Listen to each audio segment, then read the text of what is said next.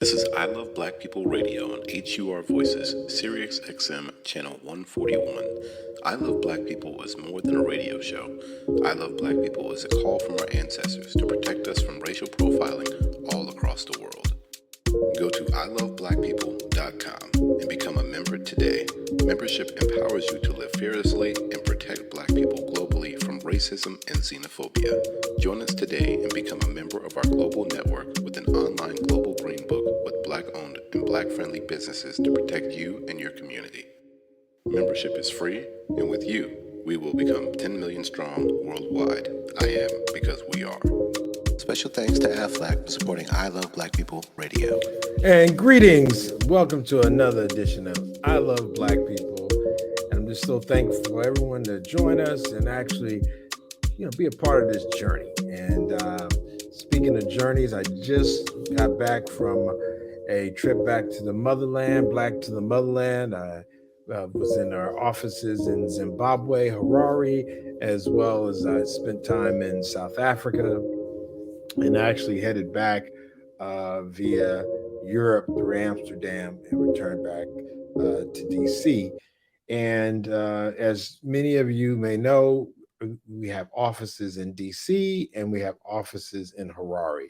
And I Love Black People, our radio show, is part of our greater activity of our startup, I Love Black People, which is focused on an application to protect Black people from racism and Afrophobia. And our offices in Zimbabwe is where we do much of our development work. So we have a team that's literally dispersed throughout the world, from Atlanta, DC, Kigali, Nairobi, Johannesburg, Harare, and we all come together virtually to build and to develop what you know as I Love Black People. And we're just thankful for all your support, because we couldn't do it. Again, it's a small team of folks, and we couldn't do everything that we're doing and building and developing without your continued support. And I always end our shows with "I am because we are," and that's real.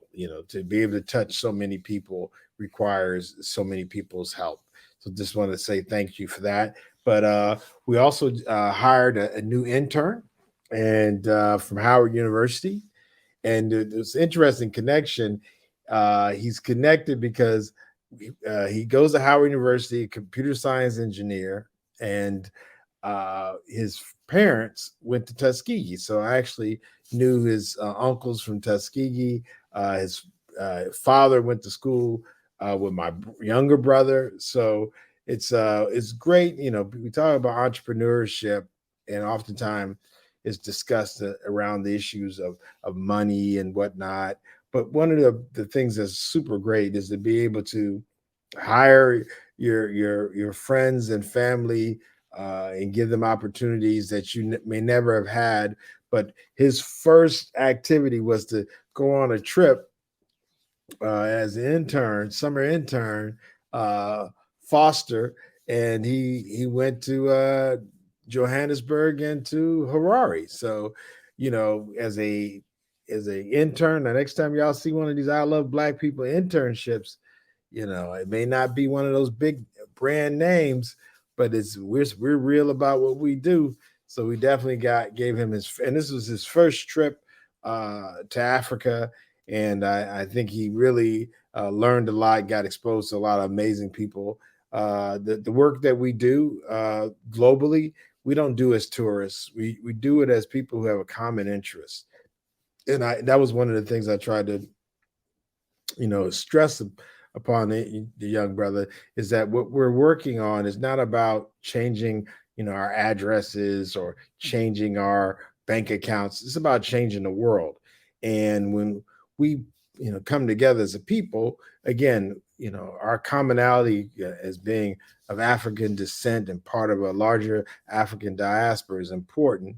And with that being said, one of the things that I noticed that was most helpful when traveling and going about is actually coming together around common interests. So I was able to make sure that young brother was able to meet other engineers who are developing and doing some of the same things he's doing at Howard University. Also, some of our team that's actually helping us build out some of the next campaigns. I talked about this in the previous show as we highlight the issue of Afrophobia, the fear of African people, the fear of Black people. We're actually developing, building out a billboard in one of the most busy locations in Johannesburg, South Africa, to highlight the issue of Afrophobia and how it is a trap that actually causes more harm than oftentimes is realized, not just in the actual physical nature of the hatred and things that might come about, but even some of the ideas and some of the conversations that come from it are also detrimental. And sometimes we don't even know that we're being brought into this trap. So we definitely gave him a great opportunity to speak to some of our organizers. He went to Soweto and got a chance to again engage with a lot of our folks on the ground in Southern Africa and South Africa. We also, definitely a shout out to Zandy and Brother Trezor and all the rest of the folks that we have that have been super helpful in that regard. And then he actually got to go to Harare, where we did a real, focused week of activities around trying to build our next iteration of the I Love Black People app. So if you haven't downloaded our app, we currently got the beta.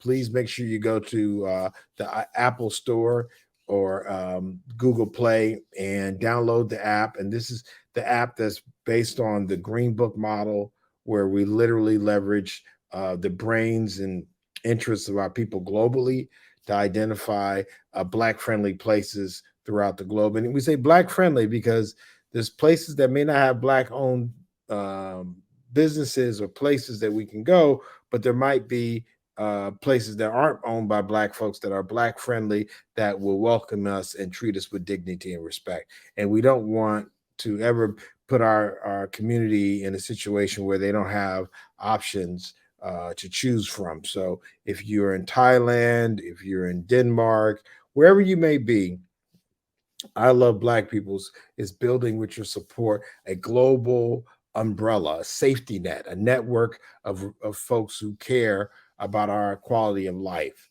And we are able to build that with the recommendations of our members. So, and membership is free. It doesn't cost, and we don't charge our people to be safe. It's always are going to, so that's why we always ask for support from you, our listeners, as well as from those who are benefiting from the hard work that we're doing as developers, as engineers, to come up with solutions to our problems. And that's one thing as an engineer or whatever your profession may be, that we say that, it's taking what you do every day and figuring out ways how to apply it to the concerns and agendas that you might have is important. And I think that's a good opportunity for me to kind of change gears, because one of the big campaigns that we're currently working on, specifically in Washington, D.C., but is throughout the world, is the issue called, our campaign is called Love and Protect Our Children. And we actually talked about that even in South Africa and Zimbabwe. And one of the things that's been happening quite a bit in Zimbabwe and South Africa is issues of drugs. Drugs is bigger and bigger. And in Zimbabwe, I've been going to Zimbabwe since about 2008, and there's been poverty, but no drugs, no people getting shot. But lately, and I say it might be coincidental, the United States government built its largest embassy in that part of the world in Zimbabwe, in spite of the sanctions. And I'm remiss if I don't bring up the wicked racist sanctions that the United States government has against Zimbabwe. And this oftentimes is something that I feel very uncomfortable about, because again, as a taxpayer, we're actually spending money that's being used to harm our people on the continent, and that's not right. And I do my best to speak out against it. But when you're actually in the country and you see the impacts of U.S. foreign policy, it's you can't close your eyes to it. It's actually right in front of you, and it's important that more of us are involved. Like when we start talking about voting and how important that is, you know, U.S. foreign policy. I mean, we're literally a product of U.S. foreign policy. If you think about uh, the policy of enslavement of African people is was a policy. So we need to make sure that we're actually able to be helpful and not just talk about local issues. Of course, we act locally, but we have to think globally because the impact of U.S. Taxpayers is felt all over the world. With that being said, the issue of drugs and it looks like the big drug that they're dealing with is it's one of those things where which crystal meth, so folks are getting the supplies. And I tried to say this, I didn't want the Zimbabwean folks I was speaking with to make the same mistakes that was made with us in the United States, where again, I'm Gen X. So, it was our generation that got hit by the crack epidemic. Parents didn't have any idea what crack was, had no understanding of the consequences of what this might mean. And again, this crisis, as with many of us who are of this age of Gen X, it hit my family just like it hit so many others.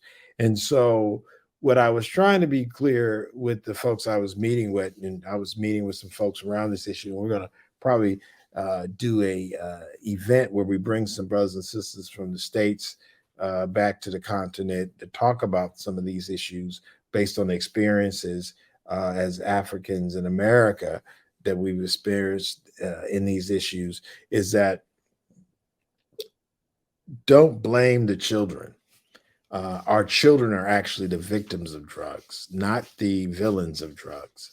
Even at the face of the person who directly engaged your loved one, even if it is another young brother or sister, the actual source of the problem doesn't come from those young people.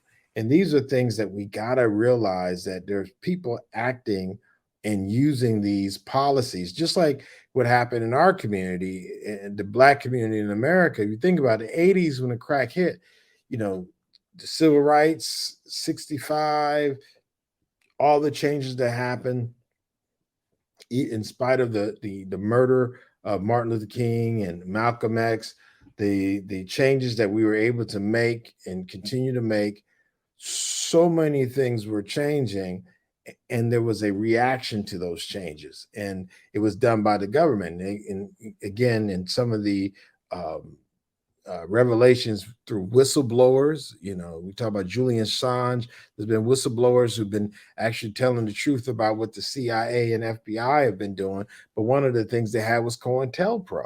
And COINTELPRO was deliberate actions being taken by the US government to undermine Black community. So one of these things that was being used was, and it's a form of chemical warfare, if you think about it, but using the drugs. And what's so insidious about drugs, and this is again, it's almost surreal because I'm talking to Zimbabweans who, in many ways, this is like their first experience dealing with a drug epidemic, because they spent literally centuries never having this issue. And I say to them, they're under attack with sanctions. There's always been people preying on our community, destabilizing, undermining with these. And again, in the United States, I'm talking about COINTELPRO and assassinations and the killing of our leaders. But when we talk about that, we got to make sure we keep the context of how these issues are come about. Is this a young person, 15, 16 years old, who doesn't have a bank account, who doesn't have a passport, who doesn't know what customs, what customs are? Like literally, these drugs are coming in from outside of our community into our community, in a way, it would require a logistical background with an understanding of supply chain dynamics, like really difficult, complex abilities to get the actual commodities in the hands of folks consistently, and also have that supply chain be uninterrupted and financed using USD.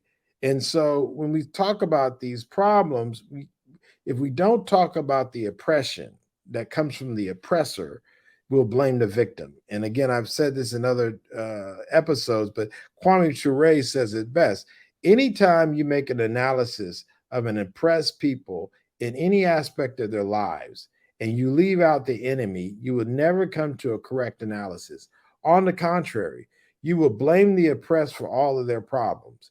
Even if one were to talk about the drugs in our community, if you just talk about drugs and not talk about the enemy, you make no analysis at all. If you haven't brought into question of who brings the drugs in, why the drugs are brought in, for what purpose they are brought in, you will never understand the problem at all. When we speak of the conditions of the African masses, we begin with the enemy of African masses, especially the racist capitalist system in the United States of America. And that's Kwame Ture. Those aren't my words. What he says, and he said this back in the 90s, is still true today. It's not individuals, there's systems that are actually at here that are attacking our community.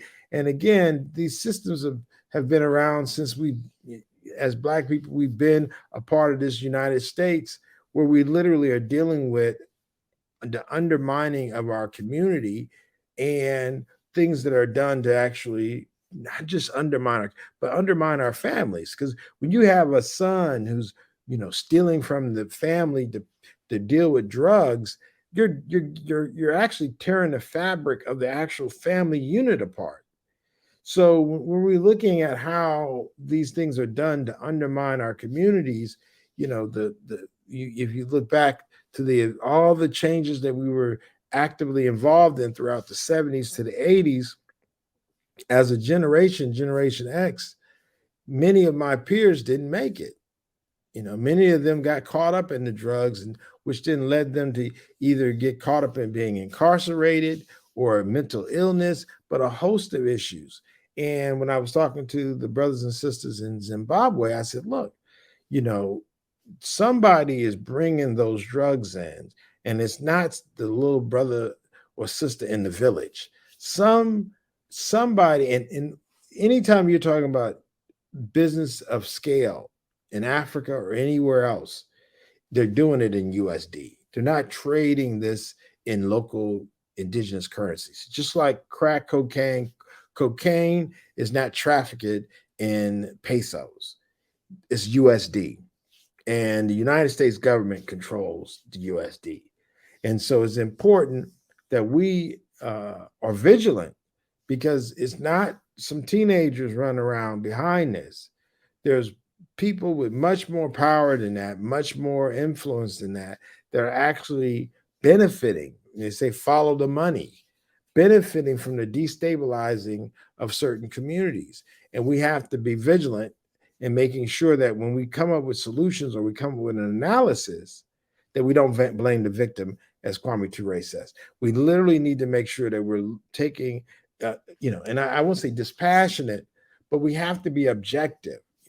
It's just like dealing with, gun violence. And this is an issue that we're going to be dealing with in the US. They don't have that yet, but I told them, if drugs are being pushed into your communities, the guns come very quickly after. If anybody remembers in the 80s, MAC 10s, Uzis, like these are weapons made for a battlefield. How do they get to our communities? We don't make guns in our communities. They don't make guns in Africa, by and large. Those guns are coming from someplace else.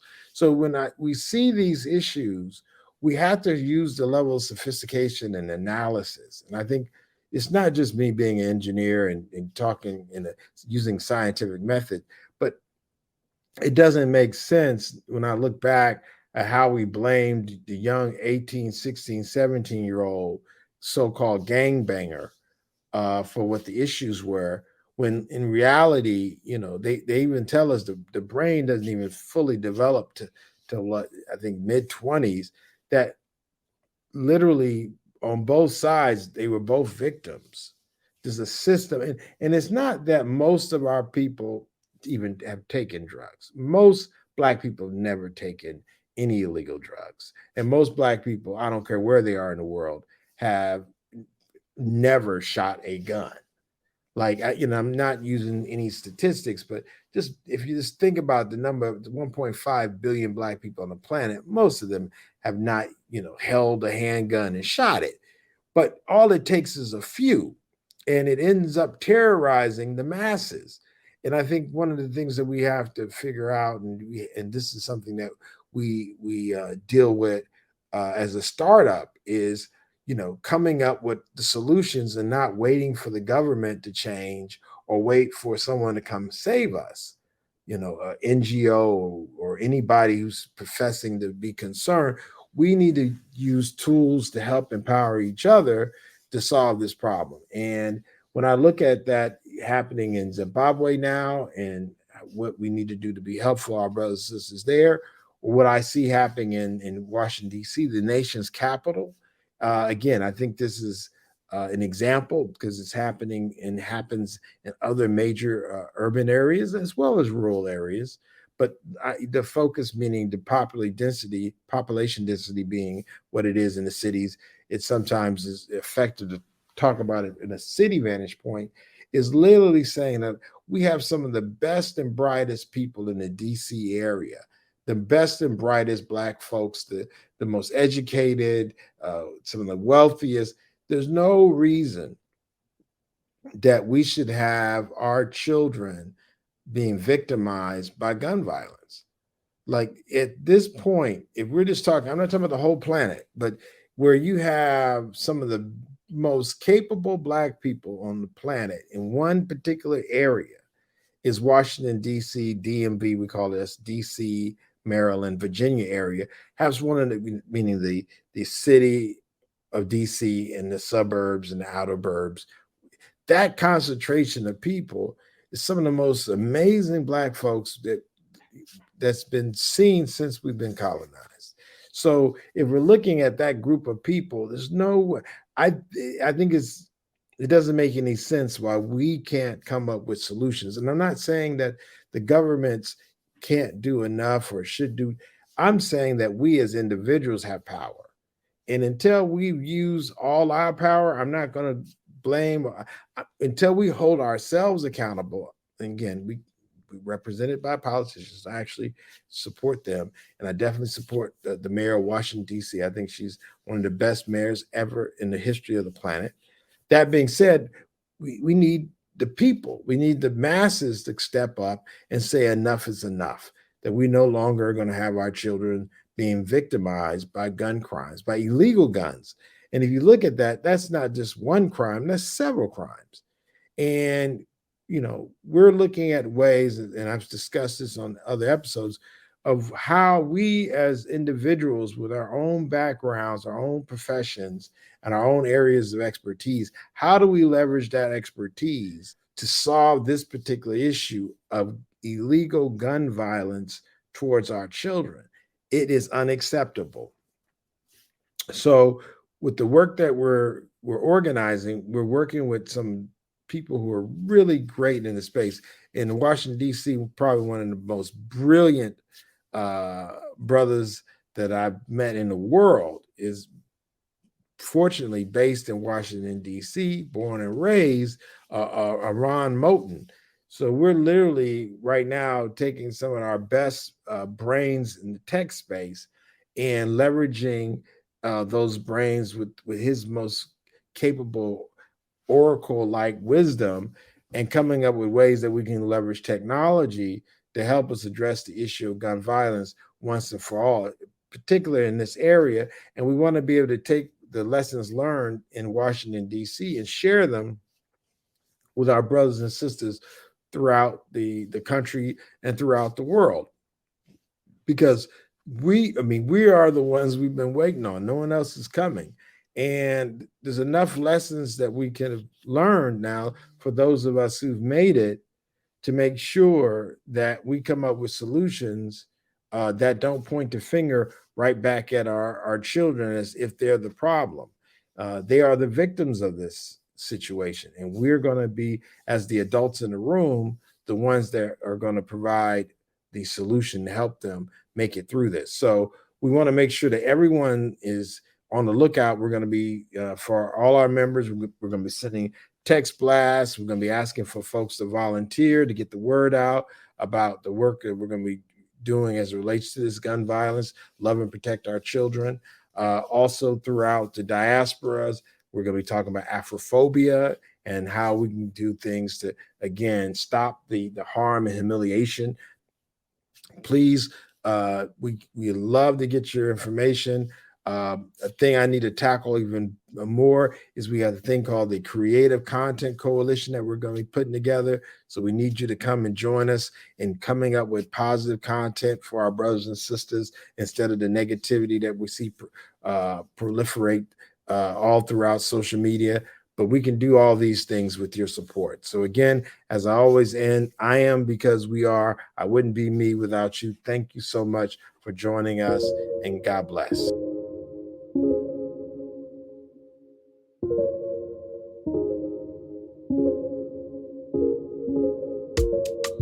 This is I Love Black People Radio on HUR Voices, Sirius XM Channel 141. I Love Black People is more than a radio show. I Love Black People is a call from our ancestors to protect us from racial profiling all across the world. Go to iloveblackpeople.com and become a member today. Membership empowers you to live fearlessly and protect Black people globally from racism and xenophobia. Join us today and become a member of our global network with an online global green book with Black-owned and Black-friendly businesses to protect you and your community. Membership is free, and with you, we will become 10 million strong worldwide. I am because we are. Special thanks to AFLAC for supporting I Love Black People Radio.